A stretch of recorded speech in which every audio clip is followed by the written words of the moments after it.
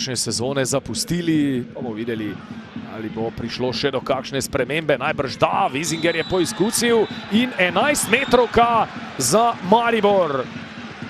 11 metrovka za Maribor. Tole pa bo zdaj zanimivo videti v ponovljenem posnetku. Alen Bubek se je takoj odločil za najstrožjo kazen. Tule je delivec pravice iz Nove Gorice.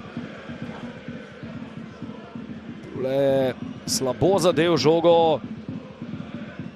Wiesinger, tole ne bi smela biti 11 metrovka, kajti žoga je najprej zadela v telo Matijo Bobna in šele potem v roko, ki je bila tako ali tako tik ob telesu, tako da bosta tule najbrž odreagirala Matej Jug in Bojan Mertik, kajti tole po teh pravilih, ki so v veljavi, najstrožja kazen ni, ampak počakajmo, kakšna bo končna odločitev.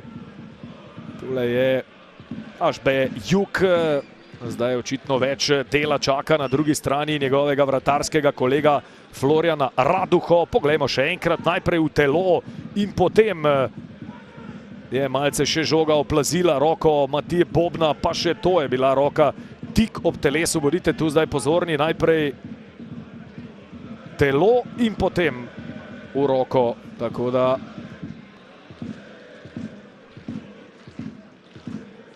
bomo videli, kakšna bo zdaj končna odločitev, kar dolgo traja vse skupaj.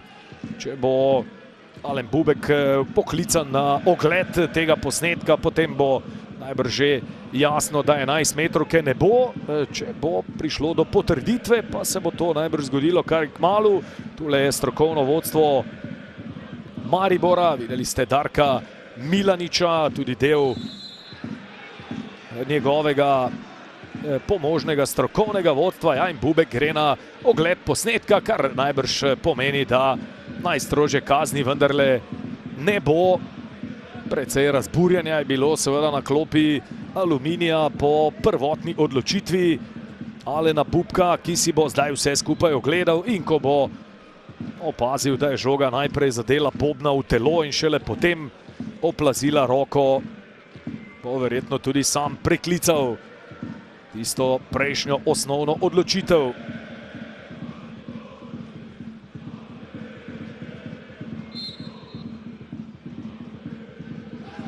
Enajst metrovke seveda v skladu s pričakovanji ni.